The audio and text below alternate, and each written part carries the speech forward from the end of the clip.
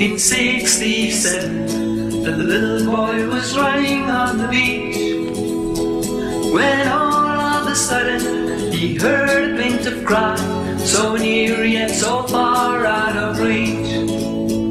He looked behind a rock so tall, and there before his eye was an oil-soaked seagull lying there, windswept with pain in his eyes. And the seagull's name was Nelson, Nelson who came from the sea.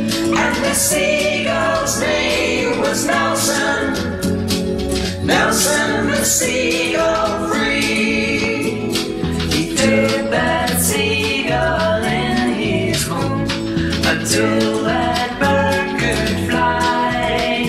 When he thought it was so, he let the Nelson go, and he flew above his head into the sky. And the seagull's name was Nelson, Nelson who came from the sea.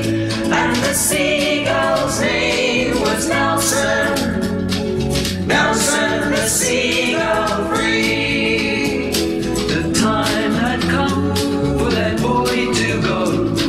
Sadness was in their eyes, but it's not for you to criticize. You've never seen a seagull cry. And the seagull's name was Nelson, Nelson who came from the sea.